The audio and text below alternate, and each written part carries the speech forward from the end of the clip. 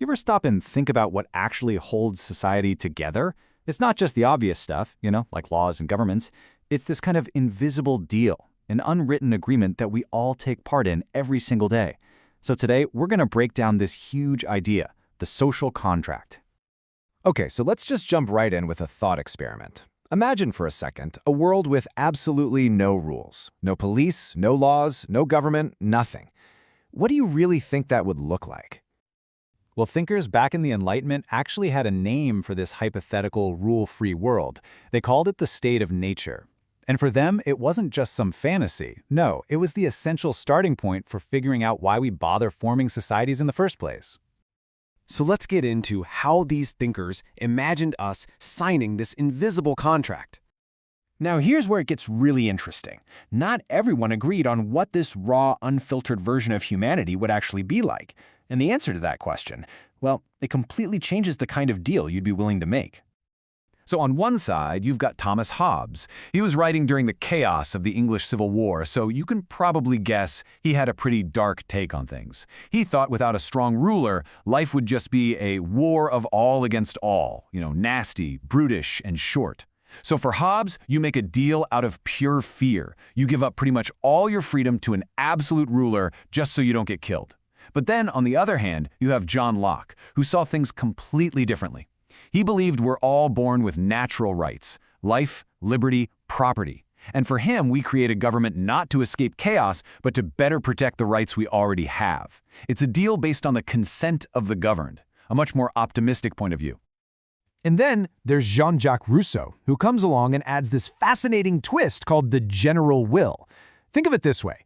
When we all come together to form a society, we create this new collective person that has its own will, all aimed at the common good. Now, sometimes what's good for the whole group might not be what you as an individual want, like, say, paying taxes. Rousseau argued that the government, which is the voice of this general will, can basically compel you to act for the common good. He called it forcing you to be free. And yeah, as you can imagine, that's a seriously powerful and, frankly, pretty controversial idea. Fast forward to a more modern thinker, John Rawls, who came up with his brilliant thought experiment. Imagine you get to design a brand new society from scratch. But there's a catch. You're behind a veil of ignorance. You have no clue who you're going to be in this new society. Your gender, your race, how much money you'll have, nothing. What kind of rules would you make then? Rawls argued you'd naturally create the most just and fair society possible, right? Because you'd want to protect yourself in case you ended up in the worst off position. So Hobbes, Locke, Rousseau, Rawls, they all disagreed on the details. But here's the bottom line, the one thing they all saw. Individuals make a deal.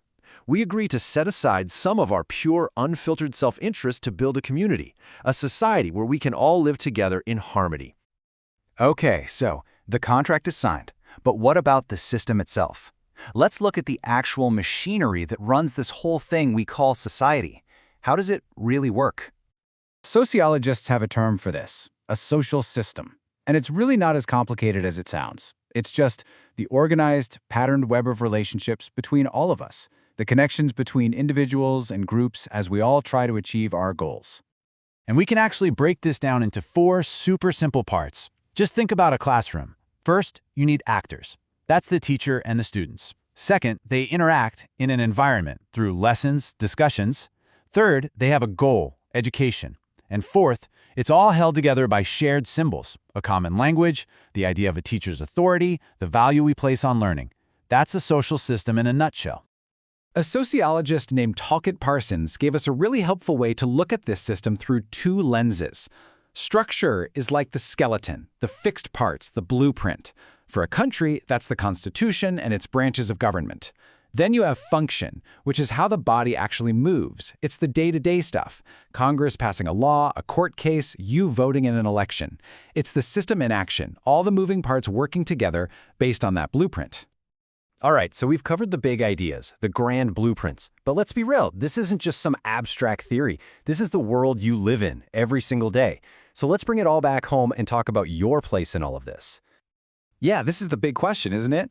We've talked about these huge concepts, social contracts, systems, society, but what does it actually mean for your daily life? Where do you fit in?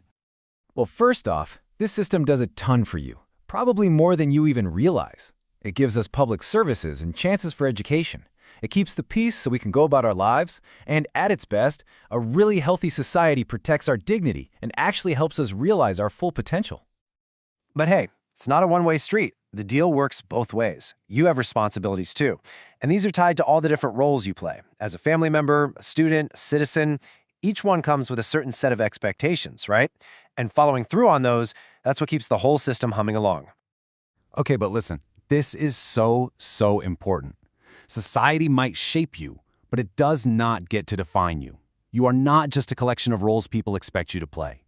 You have the freedom to rise above your circumstances, to challenge expectations, and to define yourself on your own terms. And this is where your power today is just undeniable. It used to be that only so-called great or powerful people could really change society. Not anymore. Think about it. With social media, anyone, literally anyone, can share a story that just explodes, that goes viral, forcing massive institutions and governments to sit up, pay attention, and take real action. That's the social contract being rewritten right before our eyes.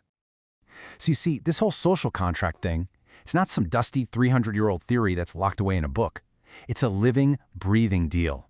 It's an agreement that we renegotiate every single day with our actions, our choices, and our voices. So the real question is, what change are you going to make?